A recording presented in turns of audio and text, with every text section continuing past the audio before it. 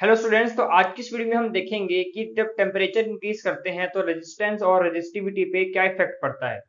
इस वीडियो में हम डिटेल से जानेंगे, ठीक है। तो इससे पिछली वाली वीडियो में मैंने आपको बेसिक सा आइडिया दे दिया था कि क्या इफेक्ट पड़ता है रेजिस्टेंस और रेजिस्टिविटी पर, कि जब हम टेम्परेचर बढ़ाते हैं तो दोनों ही क्या होते हैं, इंक्रीज होते हैं।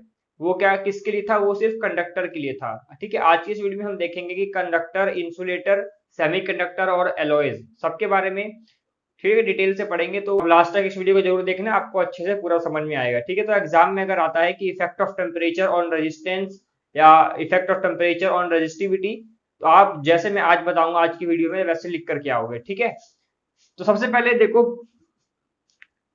क्या लिखेंगे हम, effect of temperature on resistance, ठीक है। अब हम effect of temperature on resistance के बारे में हम डिस्कस करेंगे डिटेल से। तो देखो, एक फॉर्मूला रेजिस्टेंस का जो मेन फॉर्मूला है, एक तो रेजिस्टेंस फॉर्मूला क्या था, R equal to B upon I. ये तो बच्चों वाला फॉर्मूला है, लेकिन जो आपकी क्लास में जो बेसिक फॉर्मूला है, इंपॉर्टेंट फॉर्मूला, वो ये है m l upon n e square tau a, ठीक है। ये है थोड़ा इंटेलिजेंट माइंड वाला फॉर्मूला, ठीक है। तो ये फॉर्मूला याद रखना, ये रेजिस्टेंस का ये फॉर्मूला है। तो यहां पर इसमें एक चीज आपको ये देखनी है कि रेजिस्टेंस इंक्रीज हो रहा है, तो यहाँ पर ये जो एवरेज रिलैक्सेशन टाइम है वो क्या हो रहा है, वो डिक्रीज हो रहा है। मतलब क्या है, इसको डिटेल से अभी समझेंगे। तो अभी सबसे पहले हमें पता है कि जो रेजिस्टेंस होता है डायरेक्टली प्रोपोर्शनल होता है टेम्परेचर के, क्योंकि जब हम टेम्परेचर इंक्रीज करते हैं रेजिस्टेंस भी बढ़ता है। ये इससे पिछली वीडियो में बताया था मैंने, है ना। अब एक चीज और बताऊंगा मैं इस वीडियो में कि जब टेम्परेचर इंक्रीज करते हैं तो एवरेज रिलैक्सेशन टाइम जो होता है वो क्या होता है, कम हो जाता है। इसका मतलब रेजिस्टेंस बढ़ जाता है।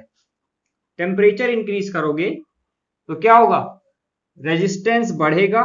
टेम्परेचर इंक्रीज करोगे रेजिस्टेंस बढ़ेगा, रेजिस्टेंस बढ़ेगा, लेकिन एवरेज रिलैक्सेशन टाइम कम हो जाएगा। इसका क्या मतलब है, देखो मैं समझाता हूं। जब किसी कंडक्टर में किसी मेटेलिक वायर ले लेते हैं हम, ठीक है, मेटल का है कोई वायर, इसमें जो इलेक्ट्रॉन्स होंगे, फ्लो हो रहे होंगे इलेक्ट्रॉन्स, फ्री इलेक्ट्रॉन्स मूव कर रहे होंगे। जब हम इसमें इलेक्ट्रिसिटी सप्लाई करेंगे, तो इलेक्ट्रिसिटी सप्लाई अगर कर रहे हैं, यहाँ बैटरी लगी हुई है, ठीक है, तो करंट यहाँ से फ्लो हो रहा है, तो इसमें जा रहा है करंट ऐसे, तो इलेक्ट्रॉन इस साइड मूव करेंगे, करंट इस साइड जा रहा है, इलेक्ट्रिक फील्ड इस साइड है, करंट ऐसे मूव कर रहा है, आई करंट, है ना। तो इलेक्ट्रॉन इस साइड मूव करेंगे। तो जब आप टेम्परेचर इंक्रीज कर रहे हो, टेम्परेचर इंक्रीज कर रहे हो, तो टेम्परेचर इंक्रीज करने से क्या होगा, इनके अंदर क्या होगा स्टूडेंट्स, कॉलिजन बढ़ेगा, काइनेटिक एनर्जी बढ़ेगी, कॉलिजन बढ़ेगा इनके अंदर। तो कॉलिजन बढ़ने से क्या होगा, ये जो इनके अंदर एवरेज रिलैक्सेशन टाइम था, जैसे मान के चलो जो इलेक्ट्रॉन था ऐसे मूव कर रहा था, फिर ऐसे मूव किया, फिर ऐसे मूव किया, फिर ऐसे मूव किया, ऐसे ऐसे मूव कर रहा था जो, तो यहाँ से बीच में जो इनके बीच में जो टू सक्सेसिव कॉलिजन जो थे, मैंने बताया था ना, इनके बीच को क्या बोलते हैं, टू सक्सेसिव कॉलिजन। तो ये क्या था, आपका टाउ था, यही था ना टाउ। तो यहाँ पर टू सक्सेसिव कोलिजन के बीच में जो टाइम है, दोनों को टकराने के बीच में जो टाइम लगता है, उसको हम क्या बोलते हैं, एवरेज, उसको हम रिलैक्सेशन टाइम बोलते हैं उसको, ठीक है।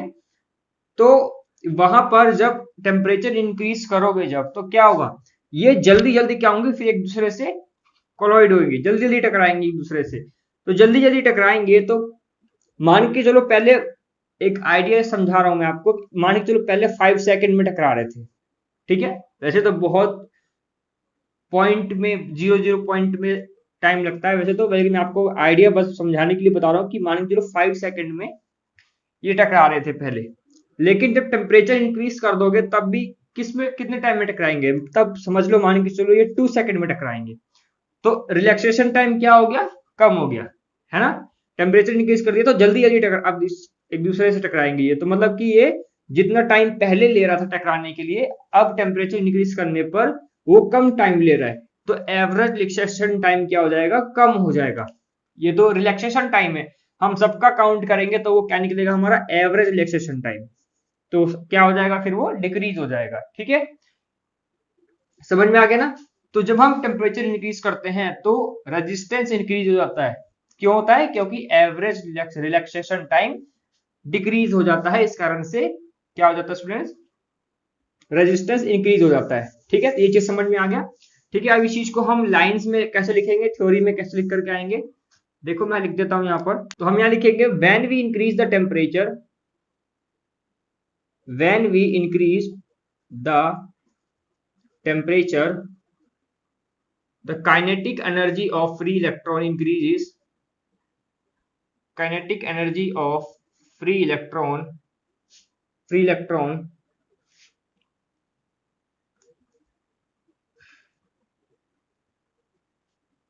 increases,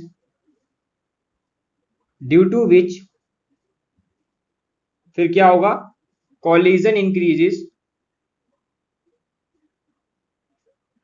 उससे क्या होगा, देन फिर क्या होगा स्टूडेंट्स, कॉलिजन इंक्रीज होगा तो जो एवरेज रिलैक्सेशन टाइम है, जो एवरेज रिलैक्सेशन टाइम,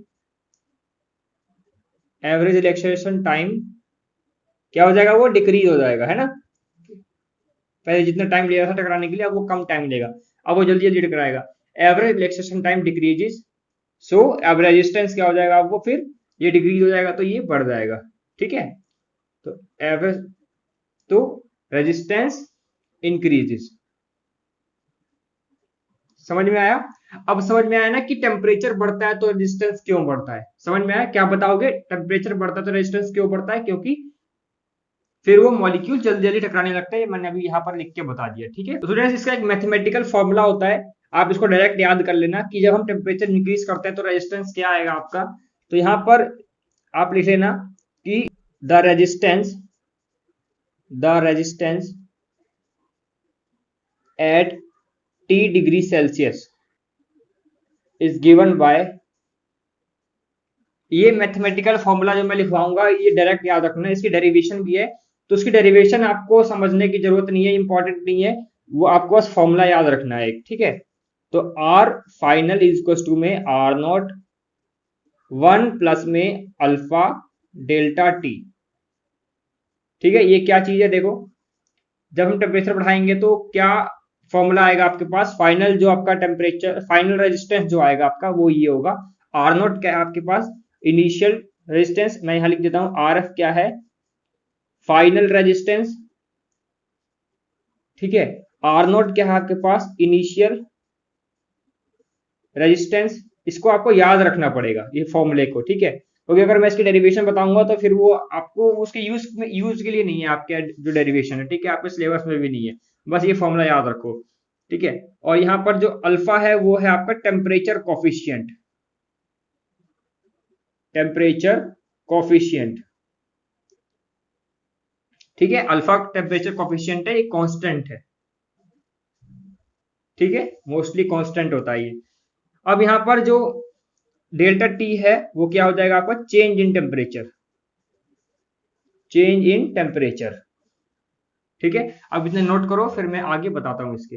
तो स्टूडेंट्स अगर हम इसकी यहाँ पर अल्फा की वैल्यू फाइंड करने, अगर न्यूमेरिकल आपसे पूछा जाता है, न्यूमेरिकल में अल्फा की वैल्यू यहाँ पर आपको चाहिए होगी, तो अल्फा की वैल्यू क्या होगी, अगर आपसे पूछा था कि फाइंड द टेम्परेचर कोफिशिएंट, तो यहाँ से अल्फा की वैल्यू पहले तो निकाल लो कि आपका फॉर्मूला क्या बनेगा, फॉर्मूला निकालोगे तभी तो न्यूमेरिकल कर पाओगे। तो यहाँ पर जो अल्फा की वैल्यू होगी क्या होगी, पहले तो इसको अंदर मल्टीप्लाई कर दोगे, देखो ऐसे R F is equal to, इसको अंदर मल्टीप्लाई कर दो, क्या हो गया, आर नॉट प्लस में R naught alpha delta T, ये हो गया, ठीक है। अब यहाँ से अल्फा की वैल्यू निकाल ली, ये इधर आ जाएगा, आर एफ माइनस में आर नॉट, ये हो गया, क्या बचा यहाँ पर, आर नॉट अल्फा, ये अल्फा है ध्यान रखना, अल्फा है, डायरेक्टली प्रोपोर्शनल का साइन नहीं है, ये अल्फा है, डेल्टा टी। अब आर नॉट नीचे आ जाएगा, आर एफ माइनस में आर नॉट अपॉन में, अल्फा को छोड़ के सारा नीचे ले आओ क्योंकि हमें अल्फा की वैल्यू चाहिए, इंटू में डेल्टा टी, ठीक, क्या बच गया यहाँ पर, अल्फा बच गया, तो मैं अल्फा को यहाँ लिख देता हूँ, ठीक है। ये फॉर्मूला आ गया आपका, तो इन दो फॉर्मूले को ध्यान रखना, ठीक है, इससे यही निकला है फॉर्मूला, ठीक है। तो ये अल्फा का फॉर्मूला आ गया, टेम्परेचर कोफिशिएंट यहाँ पर अल्फा है, ठीक है। यहाँ पर इस चीज को याद रखना। अब हम बात करते हैं कि हम टेम्परेचर इंक्रीज करते हैं, यहाँ पर अल्फा का क्या यूज है, अभी हम देखेंगे कि कंडक्टर के लिए, फॉर कंडक्टर्स, कंडक्टर के लिए क्या होगा स्टूडेंट्स, जब हम टेम्परेचर बढ़ाते हैं तो कंडक्टर्स में टेम्परेचर क्या होता है, इंक्रीज हो जाता है ना। तो जब कंडक्टर में क्या होता है, टेम्परेचर इंक्रीज करोगे तो रेजिस्टेंस भी क्या होगा आपका, इंक्रीज होगा। ठीक है, तो इस फॉर्मूले से देख के चल रहे हैं हम। ठीक है, टेम्परेचर बढ़ाओगे तो रेजिस्टेंस भी इंक्रीज होगा। तो आपकी अल्फा की वैल्यू क्या होगी फिर, यहाँ पर अगर हम एग्जांपल देखें, एग्जांपल में लिख लेना यहाँ पर कॉपर, आयरन, कोबाल्ट, एल्यूमिनियम, ठीक है, एटसेट्रा। ठीक है स्टूडेंट, अब देखो ये कंडक्टर्स हैं, इनकी इनके वायर मोस्टली यूज किए जाते हैं। ठीक है, ये कंडक्टर भी हैं। तो यहाँ पर अल्फा की वैल्यू क्या होगी, इसकी टेम्परेचर कोफिशिएंट क्या होगा, तो अल्फा जो होगा इसमें क्या होगा, पॉजिटिव होगा। ये इंक्रीज कब होगा, जब इसमें कुछ ऐड होगा, और ये ऐड कब होगा, जब ये पॉजिटिव होगा। पॉजिटिव होगा तभी तो ऐड होगा इसमें कुछ, तभी तो इंक्रीज होगा फाइनल रेजिस्टेंस, है ना। तो टेम्परेचर बढ़ाने से रेजिस्टेंस इंक्रीज हो जाता है। तो यहाँ पर अल्फा की वैल्यू क्या होनी चाहिए, पॉजिटिव होनी चाहिए। ठीक है, तो ध्यान रखना कंडक्टर्स में जो अल्फा की वैल्यू होती है पॉजिटिव होती है। ठीक है, समझ में आ गया। टेम्परेचर बढ़ाने से क्या होता है, अल्फा की वैल्यू क्या होगी, पॉजिटिव होनी चाहिए, तभी रेजिस्टेंस इंक्रीज हो जाता है। ठीक है, पॉजिटिव एंड लार्ज। ठीक है, लार्ज मतलब क्या है यहाँ पर, कि रेजिस्टेंस इंक्रीज हो रहा है लार्ज अमाउंट में। ठीक है, पॉजिटिव एंड लार्ज। अब बात करते हैं हम किसकी, सेमीकंडक्टर एंड इंसुलेटर की। तो मैं डायरेक्ट यहां लिख देता हूं, फॉर सेमीकंडक्टर। सेमीकंडक्टर पता है ना क्या होते हैं, बेसिक मैंने बताया था आपको कि जो इसके तो कई डेफिनेशन है सेमीकंडक्टर की, अभी आप डिटेल से पढ़ोगे सेमीकंडक्टर के बारे में। जो कंडक्टर और इंसुलेटर के बीच में जो प्रॉपर्टी होती है उनकी, जो कंडक्टर के साथ साथ और उनके अंदर आपके इंसुलेटर दोनों की प्रॉपर्टी होती है। ठीक है, उसको हम बोलते हैं सेमीकंडक्टर। बहुत सारी चीजें हैं, ठीक है, अभी जिनकी कंडक्टिविटी रेजिस्टिविटी लाई करती है उसको हम बोलते हैं, इनके बीच में तो हम बोलते हैं सेमीकंडक्टर। तो बहुत सारी ये भी डेफिनेशन है इसकी। ठीक है, तभी अभी देखेंगे फॉर सेमीकंडक्टर एंड इंसुलेटर। ठीक है, सेमीकंडक्टर के बारे में तो डिटेल से पढ़ोगे आगे। तो अभी सिंपल से इतना जान लो कि यहाँ पर सेमीकंडक्टर और इंसुलेटर में जो आपका, पहले तो एग्जांपल लिख लो सेमीकंडक्टर के एग्जांपल। मैंने बताया था पिछली वीडियो में, बताओ। सिलिकॉन, जिसको हम SI से डिनोट करते हैं, और क्या आता है, जर्मेनियम, जिसको हम किससे, GE से डिनोट करते हैं। ठीक है, आपका जो इंसुलेटर क्या हो गए होंगे ये तो पता ही है। क्या बोल रहे हो कि बच्चे बच्चों के सवाल पूछ रहे हो, प्लास्टिक एंड ग्लास। ठीक है, ये क्या है आपके, क्या है, इंसुलेटर है। तो यहां पर जो अल्फा की वैल्यू होगी वो क्या होगी इसके लिए।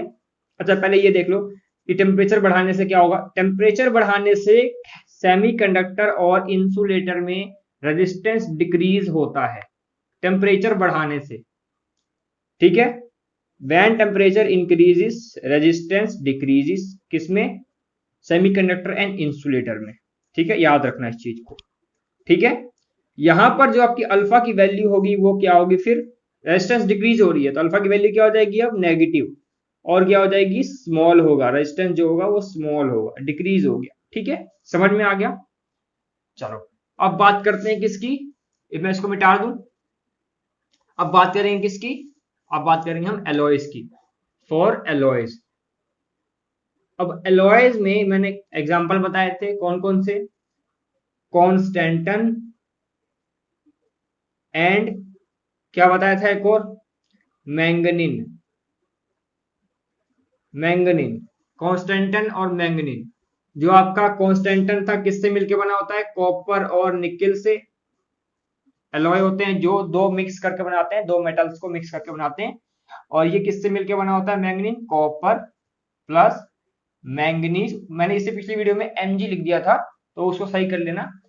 मैंगनीज मतलब Mn, और क्या होगा, एक और निकिल। ठीक है, तो मतलब कि कॉन्स्टेंटर और मैंगनीन, इसमें क्या होता है, रेजिस्टेंस टेम्परेचर बढ़ाने से क्या होता है स्टूडेंट्स, इंक्रीज होता है, लेकिन टेम्परेचर बढ़ाने से रेजिस्टेंस स्मॉल अमाउंट में इंक्रीज होता है, बहुत स्मॉल अमाउंट में। ठीक है, तो ज्यादा नहीं, स्मॉल अमाउंट में इंक्रीज होता है। ठीक है, मैं अब यहाँ पे लिख देता हूं, जो आपका अल्फा जो होगा इसमें वो क्या होगा, पॉजिटिव तो होगा क्योंकि थोड़ा सा इंक्रीज होता है, ज्यादा इंक्रीज नहीं होता। ठीक है, and nearly increases, nearly increases in small amount. ठीक है, ठीक है, समझ में आ गया। कंडक्टर्स में क्या होते हैं, कंडक्टर्स में टेम्परेचर बढ़ाओगे तो क्या होगा, रेजिस्टेंस इंक्रीज होगी धड़ाक से। ठीक है, टेम्परेचर बढ़ाओगे तो रेजिस्टेंस इंक्रीज होगी। एग्जांपल बता दिए। अल्फा की वैल्यू क्या होगी, फिर उसमें टेम्परेचर कोफिशिएंट पॉजिटिव होगी क्योंकि इंक्रीज हो रहा है, और लार्ज होगी क्योंकि इंक्रीज हो रहा है। सेमीकंडक्टर इंसुलेटर में क्या होती है, जैसे ही टेम्परेचर बढ़ाओगे रेजिस्टेंस धड़ाम से नीचे गिरेगा, मतलब रेजिस्टेंस कम हो जाएगा। तो रेजिस्टेंस कम हो जाएगा मतलब अल्फा की वैल्यू क्या हो जाएगी, वहां पर नेगेटिव हो जाएगी, मतलब टेम्परेचर कोफिशिएंट नेगेटिव हो जाएगा, मतलब कम हो जाएगा, स्मॉल हो जाएगा। लेकिन एलॉयस के केस में क्या होगा, कॉन्स्टेंटाइन मैग्नीलिन हमने एग्जांपल लिए हैं, आपका नाइक्रोम भी होता है, नाइक्रोम, कहीं कहीं आपको यूरेका भी लिखा हुआ मिलेगा। ठीक है, एलॉयज में। ठीक है, तो इन चीज को याद रखना। तो यहाँ पर टेम्परेचर बढ़ाने से एलॉयज में क्या होता है, रेजिस्टेंस इंक्रीज होता है, पर स्मॉल अमाउंट में, ज्यादा नहीं होता। ज्यादा वेरिएशन किसमें होता है, कंडक्टर में होता है। कंडक्टर में टेम्परेचर बढ़ाने से तुरंत इंक्रीज होता है रेजिस्टेंस। ठीक है, इस चीज को ध्यान रखना। समझ में आ गया।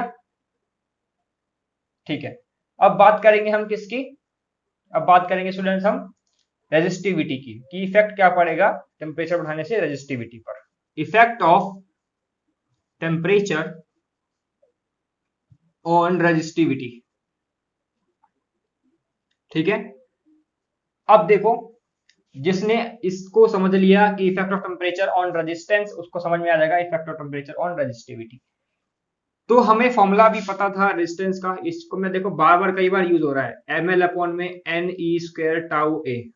तो यहाँ पर रेजिस्टिविटी क्या थी आपकी, रो, है ना। तो रो क्या था यहाँ पर, ये था ना रो, ये था, क्योंकि आर इक्वल टू क्या होता है, रो एल अपॉन ए होता है। तो यहाँ से कंपेयर करोगे तो रो की वैल्यू क्या आ जाएगी, ये हो जाएगी। तो मतलब रो की वैल्यू क्या आ गई आपके पास, एम अपॉन में एन ई स्क्वायर टाउ। तो यहाँ आप लिख सकते हो कि रो की वैल्यू क्या होती है आपके पास, एम अपॉन में एन ई स्क्वायर टाउ।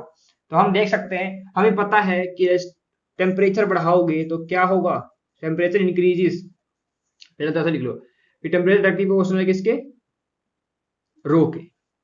इससे पिछली वीडियो में बताया था ना कि टेम्परेचर बढ़ाओगे तो रेजिस्टेंस भी बढ़ेगा और रेजिस्टिविटी भी बढ़ेगी, दोनों बढ़ती है। तो यहाँ पर भी टेम्परेचर बढ़ाओगे तो रेजिस्टिविटी बढ़ेगी। ठीक है, और जो आपकी रेजिस्टिविटी है वो डायरेक्टली प्रोपोर्शनल, सॉरी, वो रेजिस्टिविटी की इनवर्सली प्रोपोर्शनल है किसकी, 1/टाउ की, है ना। इसमें भी इनवर्सली है, देखो रेजिस्टेंस में भी इनवर्सली था, टाउ में भी इनवर्सली है, किसके, एवरेज रिलैक्सेशन टाइम के। ठीक है, ठीक है, ठीक है, ठीक है, समझ में आ रहा है कि नहीं आ रहा है।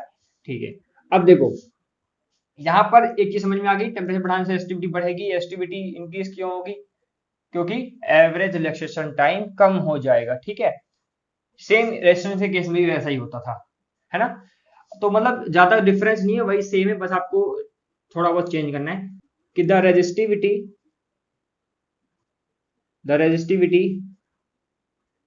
At T degree Celsius is given by, उसमें हमने क्या लिखा था कि resistance at T degree Celsius is given by, T degree Celsius का मतलब क्या है पता है, कि टेम्परेचर इंक्रीज कर रहे हैं तो जो इंक्रीज अमाउंट का जो टेम्परेचर है उसको हम बोलते हैं टी डिग्री सेल्सियस। ठीक है, समझ में आ गया ना। तो यहाँ पर रेजिस्टिविटी एट डिग्री मतलब कि हमने जब टेम्परेचर बढ़ा दिया तब रेजिस्टिविटी क्या होगी आपकी, तो रेजिस्टिविटी क्या हो जाएगी तब आपकी। तो यहाँ पर हम इससे फॉर्मूला जो आया था इससे पहले वो क्या लिखा था हमने, R F is equal to में आर नॉट 1 प्लस में अल्फा डेल्टा टी, ये लिखा था। इसमें रेजिस्टेंस की जगह पे क्या लिख दोगे, रेजिस्टिविटी लिख दोगे। यहाँ पर रेजिस्टिविटी रो, यहाँ पर रेजिस्टिविटी रो। ठीक है, बाकी सब सेम है। ठीक है, समझ में आ गया। अच्छा, अब यहाँ पर हम लिख सकते हैं कि जो रो एफ है वो क्या है, फाइनल रेजिस्टिविटी। समझ में आ रहा है, ये क्या हो जाएगा आपका इनिशियल रेजिस्टिविटी। ठीक है, आपका अल्फा क्या हो जाएगा इसमें, इसमें वही है टेम्परेचर कॉफिशिएंट। ठीक है, आपका जो डेल्टा टी है वो क्या हो जाएगा, डेल्टा टी में आपको क्या आ जाएंगे, टी नॉट और टी एफ आ जाएंगे। तो डेल्टा टी क्या हो जाएगा, चेंज इन टेम्परेचर। अगर मैं डेल्टा टी को लिखना चाहूं सही से तो ये है आपका T not, T T final minus में टी इनिशियल। ठीक है, लेकिन यहाँ पर टी फाइनल क्या लिखा हुआ मैंने, टी डिग्री सेल्सियस लिखा हुआ है। ठीक है, तो यहाँ पर टी डिग्री सेल्सियस फाइनल हो सकता है। ठीक है, तो यहाँ पर आपको ऐसे भी लिख सकते हो टी फाइनल, अगर समझना है तो। ठीक है, टी फाइनल मतलब कि टेम्परेचर बढ़ाओगे तो टी फाइनल रेजिस्टेंस मिलेगा जो भी होगा। ठीक है, इनिशियल से फाइनल, जैसे समझ सकते हो वैसे लिख लो। ठीक है, अब हम आगे लिखेंगे इसके क्या, इसके बाद यहाँ लिख लेना इधर कि जो आपका फॉर्मूला बनेगा यहाँ से अल्फा का क्या हो जाएगा, फिर इसको अंदर मल्टीप्लाई करोगे तो क्या बन जाएगा, ये रो एफ माइनस में क्या हो जाएगा, रो नॉट अपॉन में क्या हो जाएगा, सुनने से अल्फा डेल्टा टी हो जाएगा। इसको सॉरी यहाँ पर ये आएगा ना, ये आ जाएगा अंदर रो नॉट इनटू में delta T equal to alpha हो जाएगा। ठीक है, ठीक है, इसको मैंने अंदर मल्टीप्लाई कर दिया, फिर यहाँ से अल्फा की वैल्यू निकाल ली, सेम पिछले वाले की तरह ही है, जिसमें मैंने रेजिस्टेंस की जगह पे ये पुट कर दिया, क्या, रो पुट कर दिया। ठीक है, रेजिस्टिविटी, तो यहाँ पर अल्फा की वैल्यू ये आ गई आपके पास। ठीक है, अब हम बात करेंगे कि टेम्परेचर बढ़ाएंगे तो हम कंडक्टर, इंसुलेटर, सेमीकंडक्टर और एलॉयज में क्या इफेक्ट पड़ेगा और अल्फा की वैल्यू क्या होगी। ठीक है, तो स्टूडेंट्स हम बात करेंगे किसकी, फॉर कंडक्टर। एग्जाम्पल क्या क्या हो जाएंगे इसके, एग्जाम्पल क्या हो जाएंगे, कॉपर, एल्यूमिनियम, यार एल्यूमिनियम, गोल्ड, सिल्वर, आयरन। ठीक है, इतना बहुत है। ठीक है, तो हम यहां लिखेंगे when increase temperature, when we increase temperature, increase temperature, temperature बढ़ाओगे तो क्या होगा, कंडक्टर में रेजिस्टेंस भी बढ़ता है और रेजिस्टिविटी भी बढ़ती है। तो when we increase temperature, resistivity increases. ठीक है, तो हम यहां लिख सकते हैं कि अल्फा क्या होगा, अल्फा भी क्या होगा स्टूडेंट, अल्फा भी क्या होगा, पॉजिटिव होगा, क्योंकि इंक्रीज कर रहा है तो पॉजिटिव होगा, एंड क्या होगा, लार्ज होगा। ठीक है, लार्ज। अब क्या बात करेंगे इसकी, for semiconductor, semiconductor and insulator की। तो इसमें अल्फा की वैल्यू क्या होगी, पहले इसका एग्जांपल लिख लो। एग्जांपल, एग्जांपल क्या होता है, constantan, manganin and eureka and nichrome भी हो सकता है। ठीक है, तो यहां पर जो आपका अल्फा होगा वो क्या होगा, इंक्रीज होगा, इंक्रीज तो होगा लेकिन कम होगा, ज्यादा नहीं होगा, but small, but it in small amount increase. ठीक है, ठीक है, अब बात करेंगे इसकी फॉर एलॉयज। ठीक है, एलॉयज में क्या होता है, यहां पर आप फॉर इन सेमीकंडक्टर इंसुलेटर नहीं, फॉर एलॉय लिख लेना, फॉर एलॉयज। ठीक है, यहां पर हम बात करेंगे for semiconductor, semiconductor and insulator की। ठीक है, सेमीकंडक्टर इंसुलेटर में क्या होता है बताओ जल्दी से, वही होगा, टेम्परेचर बढ़ाओगे रेजिस्टेंस डिक्रीज होती है, रेजिस्टिविटी भी इसमें डिक्रीज हो जाएगी। ठीक है, तो इसमें क्या होगा, एग्जांपल लिख लो पहले, तो सबसे पहले इनके प्लास्टिक, इंसुलेटर के जर्मीनियम, सिलिकॉन जर्मीनियम कौन लिखेगा, सेमीकंडक्टर सिलिकॉन जर्मीनियम। ठीक है, और प्लास्टिक इनको अलग लिखना और इनको अलग लिखना, plastic and rubber and glass. ठीक है, अब देखो अल्फा की वैल्यू क्या होगी, इसमें डिक्रीज होगी, है ना, क्योंकि रेजिस्टेंस क्या होता है, डिक्रीज होता है टेम्परेचर बढ़ाने से, है ना। टेम्परेचर बढ़ाओगे, टेम्परेचर इंक्रीज करोगे तो रेजिस्टिविटी क्या होगी, डिक्रीज होगी, ऐसे लिख लिया करो।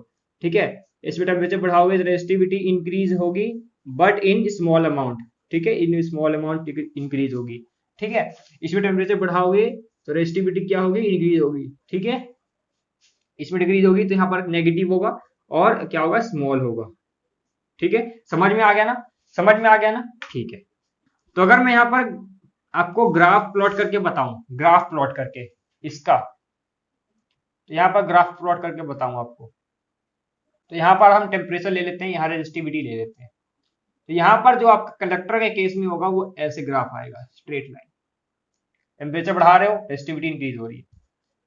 ठीक है, लेकिन इसमें जो होता है वो थोड़ा अलग होता है, किसमें, एलॉयज के।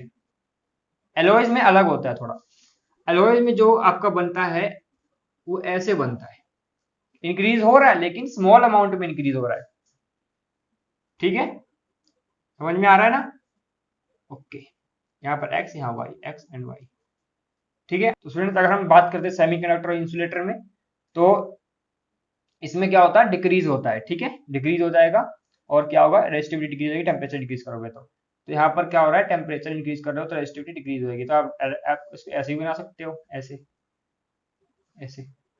ठीक है, यहाँ पर तो यहाँ पर टेम्परेचर इंक्रीज हो रहा है तो यहाँ पर रेजिस्टिविटी क्या हो रही है, देखो डिक्रीज हो रही है। टेम्परेचर बढ़ रहा है, रेजिस्टिविटी क्या हो रही है, कम हो रही है। ठीक है, समझ में आ रहा है कि नहीं आ रहा है, बताओ पहले तो। ठीक है ना, तो इस ग्राफ से समझ सकते हो आप। इससे पिछले वाले में भी बना सकते हो, वहां पर रो की जगह पर क्या पुट कर दोगे, रेजिस्टेंस आर पुट कर दोगे। ठीक है, तो आप ऐसे बना के दिखाओगे तो उसको एग्जामिनर को अच्छा लगेगा। ठीक है, तो वो मार्क्स ज्यादा दे सकते हैं आपको, ज्यादा नहीं मतलब कि मार्क्स काटेंगे नहीं मतलब आपके। ठीक है, तो आप इफेक्ट अगर इफेक्ट और टेम्परेचर, रेजिस्टेंस और रेजिस्टिविटी में, तो आप ऐसे लिख करके आओगे यहाँ तक। ठीक है, तो स्टूडेंट्स अगर आपको समझ में आया तो वीडियो को लाइक करो, और जिन बच्चों ने चैनल को सब्सक्राइब नहीं किया हो जाकर सब्सक्राइब करो, ताकि इससे नेक्स्ट वीडियो जो आएगी वो आप तक पहुंच जाएगी। ठीक है, तो फिर मिलेंगे नेक्स्ट वीडियो में, तब तक के लिए पढ़ते रहो। Thank you for watching.